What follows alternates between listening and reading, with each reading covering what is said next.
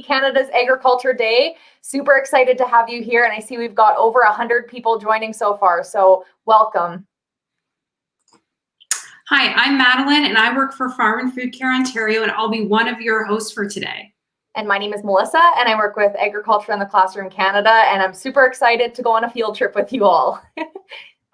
We're excited to take you across Canada to 4 different farms and meet some farmers and agricultural researchers from across the country. We'll be visiting Nova Scotia, Ontario, Alberta, and British Columbia. Awesome. And not only is today special because it's Canadian Agriculture Day, but we're also launching our brand new resource, Real Dirt on Farming in the Classroom. And this resource links to curriculum in grades 7 to 12 across Canada. And it gives students an opportunity to explore the key areas of animal welfare, crops and plants, sustainability, agriculture policy, and more. This project was a collaboration between Farm and Food Care and Agriculture in the Classroom Canada and was proudly supported by Farm Credit Canada. Awesome. And I really would love to know where everyone is joining from today. So if you wanted to put in the chat where you're tuning in from, what school, what grade, and we'll be able to see where all of our field trip members are. So just a few housekeeping items before we get started with the tour. All of these tours that we're streaming today will be recorded and available for replay. So if it doesn't work for your time zone or you have to hop off to another class, no problem. They'll be available for you to watch later. The resource is available for download at www.realdirtonfarming.ca. And if you wanted print copies of the Real Dirt on Farming publication, you can contact your provincial Agriculture in the Classroom organization. So again, the live Q&A will be taking place at the end of the tour. So please leave your questions in the comments, and we'll be able to ask Amy, our farmer, some of your questions. So it's time to get into our first tour. So we are very excited to introduce you to Amy. Amy is a chicken farmer from Nova Scotia. Hi, Amy.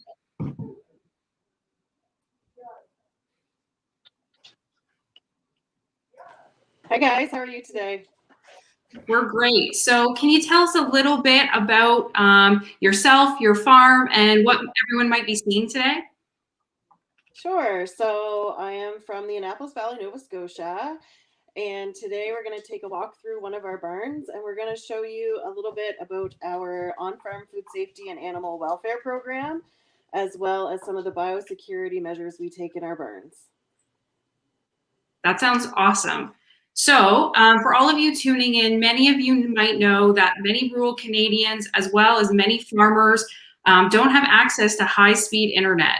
So Amy was very kind and pre-recorded this wonderful tour for us today, and she'll still be joining us live afterwards for a Q&A to answer any questions you guys put in the comments. So just a reminder to everyone tuning in, put your questions in the comments and we'll get back to them after the tour. All right, I think it's time to get started. Let's go. Sounds good. Hi everyone, my name is Amy Vanderhyde, and you're here on my farm today for a farm tour for the Real Dirt on Farming in the Classroom guideline. And this is happening because of a really exciting collaboration between Food and Farm Care and Agriculture in the Classroom Canada. So we're going to go on a little tour of the farm today, and we'll start right here in the furnace room. So this area of the barn is kind of the control center of the whole barn. Right here, we have all the computers that control our temperature, our humidity, and monitor the atmosphere in the barn. Temperature for our chicks is really, really important because as chicks, they're too young to monitor their own temperature. So we have to do that for them. We have to make sure that the temperature is warm enough that they can maintain a stable body heat that provides them with enough heat and just be healthy overall. So these computers are really, really important. Everything is automated, set up on timers. These boxes behind us control fans, and you'll be able to see those in the barn when we go in. And they make sure that we're pulling fresh air across the barn for the birds at all times. More importantly, it is bringing out any ammonia or anything that can build up in the air and be unhealthy for us and the birds. So we want to make sure that there's fresh air at all times. So these fans they come on automatically when the system realizes that the air needs to circulate a little bit more. And we can also turn them on manually in the winter if it's really, really still, or we have a really warm stretch in the weather, which is really common here in Nova Scotia. And then in the summers, when we have really hot, humid weather, it allows us to open those up, kick the fans on, and really pull that air across. So another part of the furnace room here, we're in what is called the controlled access zone. And we can monitor several things. So right behind me here is what we call a barn flock sheet. And it keeps track of any records we need to keep in real time that pertain to this flock. So on this sheet, this is actually a part of our on-farm food safety and animal care program. So we have a visitor's log on it. So everybody that's not one of us has to sign in and sign out. And it allows us to keep track of our temperature, any changes in the feed, any changes in weather that happens drastically that may have an effect on the birds, and all kinds of other information, water, temperature. Just this says it all. So this part has to be filled out as part of our animal care program and our food safety program, because we are audited by a third-party auditor on this, and it is required by Chicken Farmers of Canada to be able to sell our product. So we have to have this program done. So before we go into the barn, I just wanted to draw some attention to this sign here. It's "Do Not Enter, Biosecurity in Effect." So that means that unless you have our permission or are accompanied by one of us, you are not going into this barn. This means that you have to have the appropriate clothing and the appropriate protective gear to come in the barn, so you are not a risk to our flock, to ourselves, and also so that if you are leaving and going to another barn, that you are not taking anything from this barn into another one. So these things are really, really important. The birds are all together in the same barn, so if a disease gets in there, it can spread rapidly, and we want to prevent that as much as humanly possible.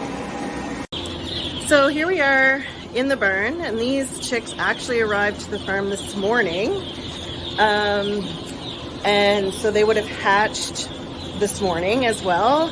And as you can see, they've already spread themselves throughout the barn. They have found their water sources and their food sources, which are the first two things that we want to see in a flock. We want to make sure that they're moving and that they're finding their feed source.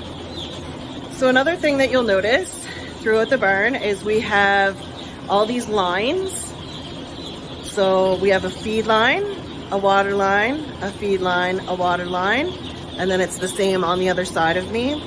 So this is staggered so that as they move across the barn, they can find feed and water every time they cross. So we're not putting all the feed on one side and then all the water on the other side. Everything is readily available to them and spaced out according to our density. So in our barns, the measurements are all taken, and that tells us how many birds we are allowed to place in our barns at once. And that's because we want to make sure that we have the right equipment, but that we aren't overcrowding, which can cause other problems such as low growth rates and higher risk of disease and other things like that. So right now we are probably a little under what we're allowed to have in this barn, but as they do grow up, they do fill in the space a little bit more. So right now they're tiny. It doesn't look like there's many in here. We actually placed just over 8,000 in here this morning, so still a relatively small flock, but it meets the specs for this barn. So over here are the fans that I mentioned in the furnace room we saw the controls for. Right now they have their winter screens on them, so you can see kind of this white and black squares. And that's because it's been quite cold here. It's been in excess of -20. So we don't want that really, really cold air to come in, especially at this vulnerable of an age. They really like it to be about 33, 34 degrees when they first come in. And again, that's because they cannot regulate their temperature. So we want it really nice and warm for them.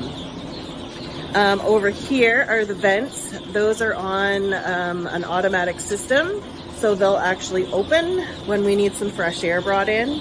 And the fans will pull that air across the ceiling, and the heaters behind me, there's one right there, they heat that air. Because heat rises, we want that air to kind of come up, be heated, and then circulate back around.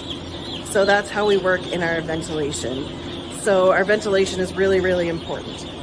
So once these guys get to about 21, 22 days of age, we actually do start monitoring the ammonia levels down at the level the birds are at. And this is to make sure that our ventilation is doing its job and that there isn't a lot of ammonia in the air. So keeping that in mind, that chickens produce a lot of ammonia in their manure. So as they grow in the barn, of course they leave little deposits for us, and that builds up over that flock. So we want to make sure that everyone is healthy and that it's healthy for them and it's healthy for us, so we do start that monitoring. And if we notice that there is a little bit of a spike, we can always increase our ventilation to make sure that that air is circulating. So over here is one of our feed hoppers, and our feed actually comes in from an outside tank. And this is what it looks like for little chicks. It's just kind of a little granular formula, and it is grain and grain byproduct. So they're getting a healthy diet that is formulated by a nutritionist at our feed mill for this age group and for our flocks. So our feed tanks are actually outside, and the feed comes in through these pipes in the ceiling. And that allows the bins to be kept at a good temperature and that no feed is coming in and getting too warm or rotting. But it also allows us to monitor the feed a lot better and not have to come in and out so much of the barns. And it also allows us to have our feed company come in, fill up our bins, do anything that they need to do without actually coming in the barn as well. Okay. So down here, you'll see that the drinkers, or the little nipples that are coming down from the water line here, are just a little bit lower than the chicks' beaks. And that is so they can just tap on it and get a drink. And that will rise with them as they grow. So once they get a little bit taller, we'll raise it a little bit, and it'll be right at their eye level, so they will know that that is where water comes from and it's easily accessible to them at all times.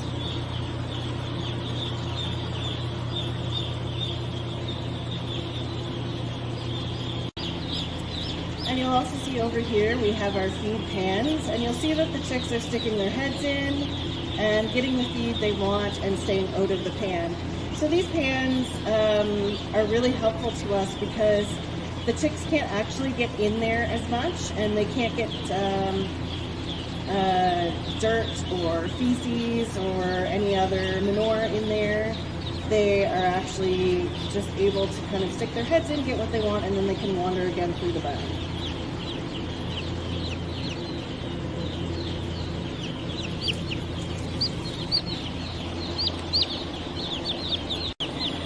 Okay, and as I said, so these guys hatched this morning, so they're not even 24 hours old.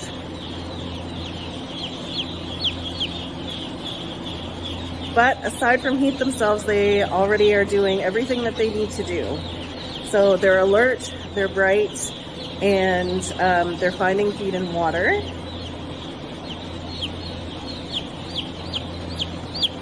And they'll grow steadily from here on out. So along with the feed and water and ventilation, another thing that is important for our animal care program is our lighting. So our lighting is kept at an optimal brightness for the birds. We want to encourage them to move around to find food and find water. We also want to encourage them to rest.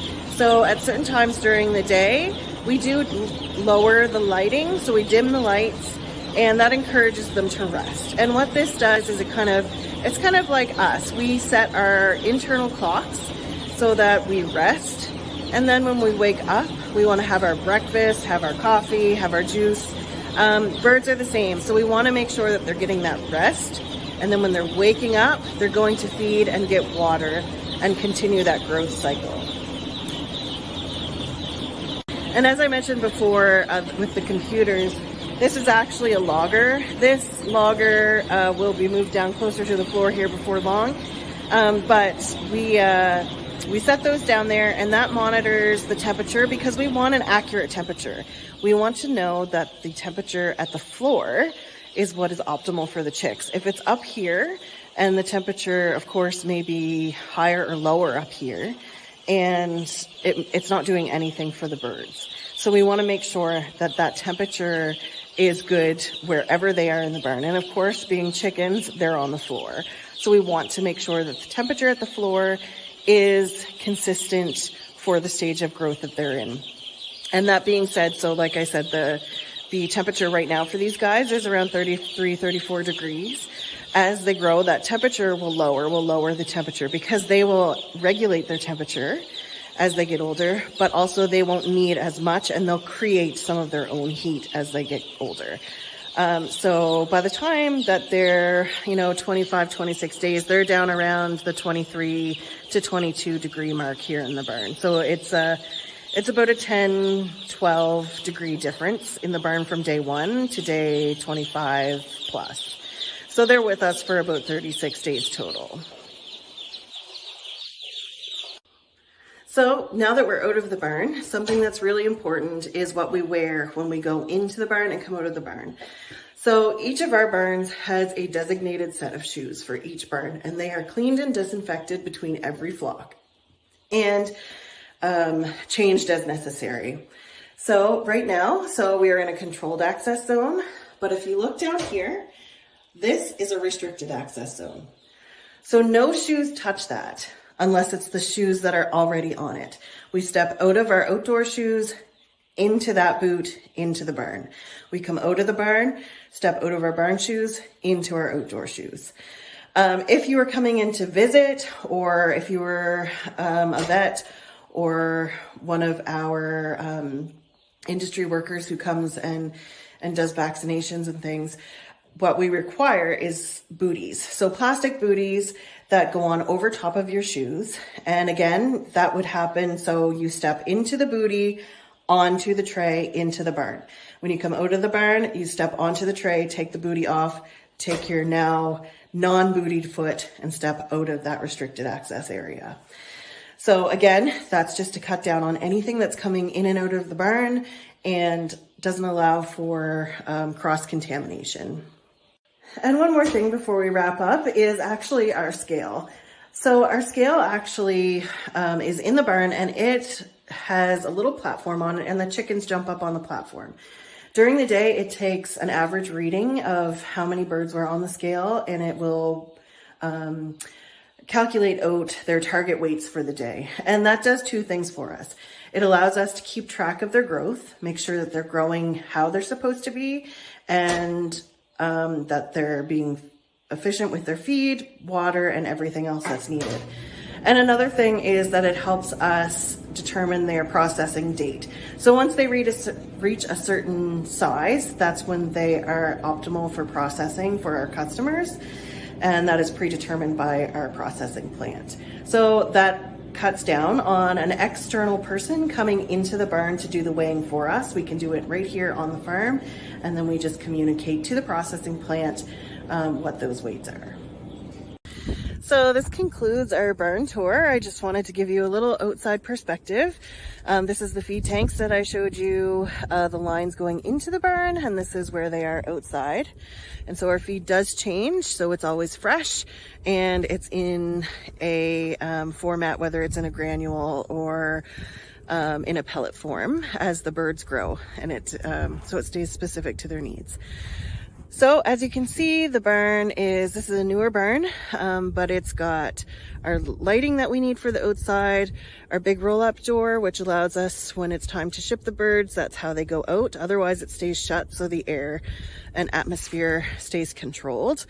And up inside you can't really see, but there is some bird netting, etc., in the vents and up in the eaves, and that is done to make sure that no wild birds are able to get in or around the chickens, because we don't want, again, any diseases brought in the barn. So if you have any questions, feel free to reach out to a farmer. Happy Canadian Egg Day! Thank you so much for that, Amy. I've been really busy jotting down a bunch of questions that I've been seeing in the chat.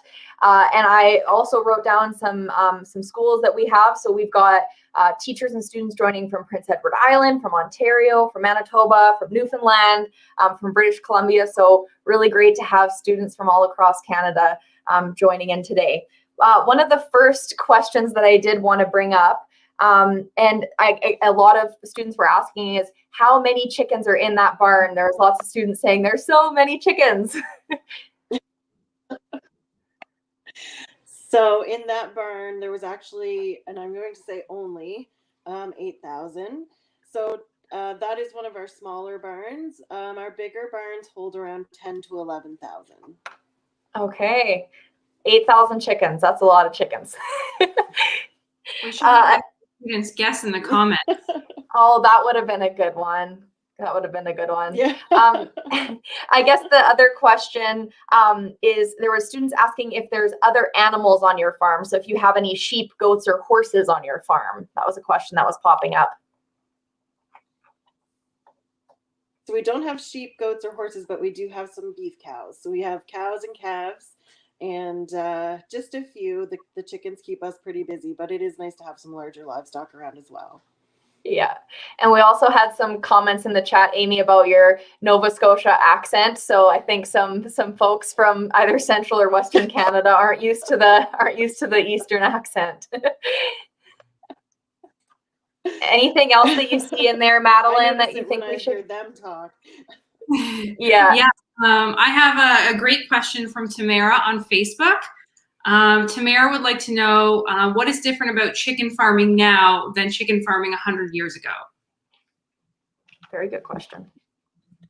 I would say a lot. I wasn't around 100 years ago to compare the difference personally, but I would say the structures have changed a lot. The ability to control temperature and raise a greater number has certainly changed, and our technology 100% has changed from 100 years ago. Good. I'm scrolling through the comments trying to pick one up for the next, but another one was about what do they eat? And I know you did touch on it a little bit in the video, Amy, but I'm wondering if you wanted to touch on it again about what the chickens eat. Yeah, so it's grain and grain byproduct. So mostly that is going to be wheat. And there can be corn and can be soybean in it, depending on the formulation chosen by our nutritionist. But it is, the bulk of it is just wheat. Okay, awesome. Another question from Cindy on YouTube, and Gurman wants to know, how do you stop the chickens from getting out the door you come in? That's a good question. We have, you couldn't see it in the video, but there is a little board in the doorway that probably stands about this tall, so about the size of my head, and that keeps them so they can't jump over it. But we do close the door every time we go in or out. But that's a good question. There is a little block there so they can't get out. Good stuff. And another question here was, how old is the oldest chicken? And I know you said that the one that you're holding in your hand, it was 24 hours. So I'm guessing that they're all the same age. Yeah, so all of our barns come in, all the birds come in the day they hatch. So every barn, all the chickens in each barn are the same age. So all the chickens in that barn were all about 24 hours old. Okay, very cool. I see a question here from YouTube. Lydia wants to know why the chickens have to be kept warm in the barn. So they have to be kept warm when they're that age because they can't regulate their own temperature. So they can't, like as humans, if we're cold, we can put a sweater on. If we're warm, we can take our sweater off. Chicks don't have the ability to do that. So we keep it really warm, so it's at the temperature that they would like it at, because they don't have the ability to cool themselves down or heat themselves up when they're that young. Okay, perfect. Another question here from YouTube. Saya wants to know, I might be pronouncing that name wrong, but Saya wants to know what type of chicken these are. Are they a certain breed? So these are a breed that have been bred for meat production. So these are known as a Ross. So you typically won't see this kind of bird for sale at your farm store, but that is the breed they are. Okay. I think we have a few questions about where the chickens come from. Where the chicks come from. An egg. That's a simple way to put it. So we work with a local hatchery who supplies our birds for us. So other farmers around us actually have the layer hens that will lay the eggs and fertilize the eggs. And then they go to a hatchery near us, they hatch, and then they come to our barn. Very cool. Now, Ethan is very adamant about this question. Do the chickens fight? I guess it's a good question. I haven't seen it. I'm sure they squabble over food every now and then, but no major fights, maybe just a few food fights. Okay. And another question from Facebook, from Mrs. Wilson's class in Newfoundland. How many chicks would you have in 1 year? That could be some math maybe that we could get some people to figure out. In 1 year. Wow. It's been a long time since I was in school, so my math is a little rusty. We probably have close to, I want to say probably 150,000 birds total in a year. Okay. Plus or minus a few. Okay. And here's a question that I'm just going to flag. Do your chickens also lay eggs? They don't lay eggs. Okay. So it's not that they couldn't lay eggs, but they have to be a certain age to lay eggs, and they're a different type of bird. So there's different chickens that lay eggs than raise meat. So they're a different breed. Okay. Lots of questions coming in from everybody. Oops. I think we have a question here from Cindy on YouTube. She wants to know, what do you do? Like, what's your backup plan if something goes wrong at the farm? I think you might have talked a little bit about a generator, but could you touch on that again? Yep. So all of our barns are hooked up, so a generator automatically turns on if we have a power outage, or we have a generator nearby that we can hook. Like our generators are typically automatic, but we do have a backup generator for our backup generators that we can hook on a tractor, and that will keep all of the systems running in the barn. And 2 of our barns are actually heated with wood heat, so kind of like you heat your house with wood maybe. So we are also able to rely on that and have an oil or propane backup if needed. Okay. And Amy, you talked a little bit about biosecurity, which is something that I know is very important. And so I'm wondering if you'd be able to just talk a little bit more about why, again, just reinforcing why it's so important, why biosecurity is so important on your farm. Right. So our chickens are very, very important to us, and we want to make sure that they stay healthy at all times. So that's where biosecurity comes in. In our barns, because they're warm and because they have a lot of our livestock in them, if a disease were to come in on your boots or your clothes, your hands, and start up in the barn, it would essentially make all those birds ill. So we don't want to make anybody sick, and we don't want to have any potential for any diseases to spread to other barns or other farms.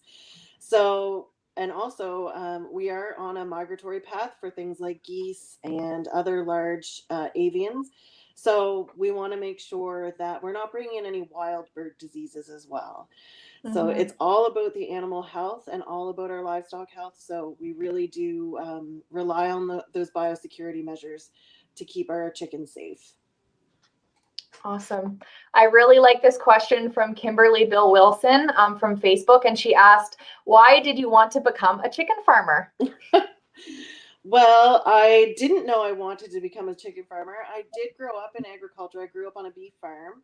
But my husband was a chicken farmer. So when I married him, I always say that I also married the farm, because you really can't have one without the other. And then I always knew I wanted to stay in agriculture. So I just started work here and haven't left. Okay, awesome. Well, I think we might have time for maybe one or two more questions here before we wrap things up and get ready for our next tour. And so someone did ask a question, and I'm having a hard time scrolling all the way up, but someone was asking a question about are all chickens the same color, or what determines the color of the chicken? Right. So most of them are. We sometimes get a random chick that has a little bit of black, but usually when those feathers fall out, they're white. And it's just their genetics. So it's just their breed and their genetics that makes them a white chicken or a brown chicken. Awesome. Well, thank you so much. Oh, sorry. Go ahead, Madeline. No problem. I just have one last question for you, Amy. So I know farmers are experts in their own rights, and you have years of expertise, but you also probably rely on the help of some outside experts. I think you talked about working with a nutritionist. Can you tell us what other types of people you might work with to keep your farm running and your animals healthy? Right. So we work a lot with our commodity board, of course, which is Chicken Farmers of Nova Scotia and Chicken Farmers of Canada. We do work with our processor, and they help us out whenever we need help. And the feed I mentioned, all of our suppliers, our feed suppliers, our oil and propane suppliers, and the list really is endless. And of course, it's the same on the cropping side.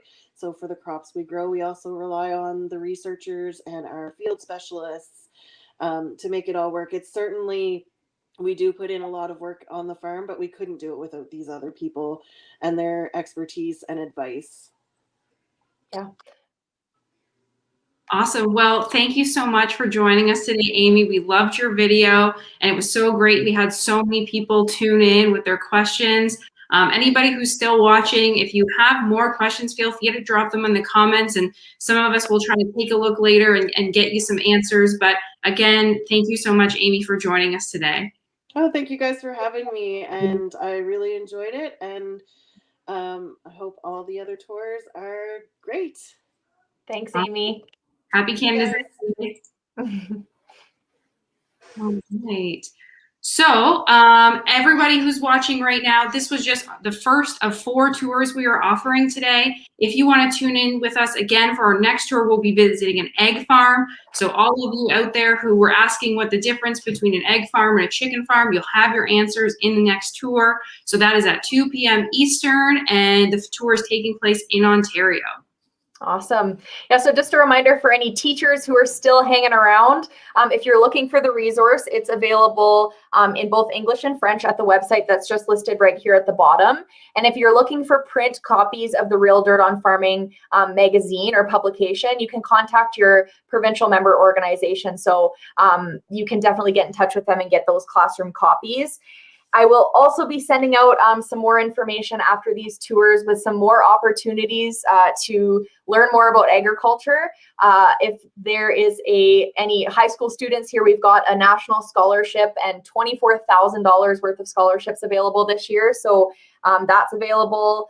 We've got lots of resources and programs available for teachers. And I will also send an email out to just tell you ways to get involved. So thanks everyone for joining, and we'll see you soon. Bye, guys. Bye.